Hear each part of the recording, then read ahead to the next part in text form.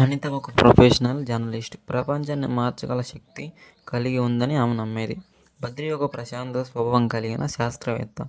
వారి మార్గాలు భిన్నమైనవిగా అనిపించినా ఇది వారికి ఒక ప్రత్యేకత కథ రాసింది.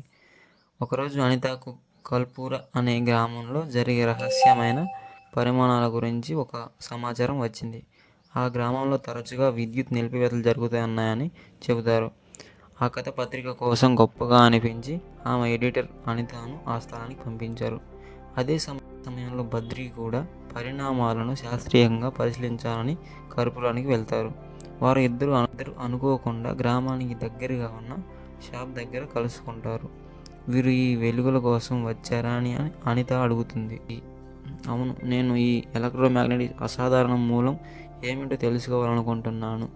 మరి మీరు అని అడిగాడు బద్రి. నిజాన్ని వెలుగులోకి తీయాలని వచ్చాను అని చెబుతుంది అనిత. ఆ గ్రామాన్ని కలిసి పరిశీలిస్తూ వారి భిన్నమైన వారి వ్యక్తిత్వాలు ఒక సాయంత్రం వెలుగులు కనిపించే కొండను పరిశీలిస్తున్నప్పుడు వారు దట్టమైన అడవిలో దాగిన ఒక పురాతనమైన గుహను కనుగొన్నారు. ఆ గుహలో వెలుగుల గురించి శిల్పాలు చెక్కబడినట్లు కనిపించాయి.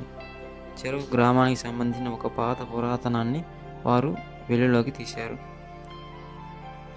అది ఒక పండితుడు భూమి నుంచి శక్తిని ఉపయోగించి గ్రామాన్ని దాడుల నుండి రక్షించినట్లు చెబుతుంది. బద్రి శాస్త్రీయ పరిశోధన ద్వారా ఇది ప్రాకృతిక పరిమాణం అని నిర్ధారించాడు. ఇది పాత్రలో ఉండే రాళ్ళ నుంచి వచ్చే తరంగాల ప్రభావం అని తేలింది. అయితే అనిత గ్రామస్తుల నమ్మకం వారికి ఇచ్చే ప్రేరణను గౌరవించింది.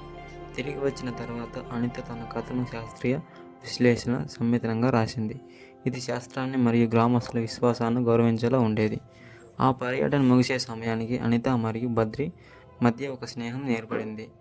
నికాసైన నిజం, విశ్వాసం మధ్య సమతుల్యం అర్థం చేసుకునే అనుభవంగా ఇది మారింది.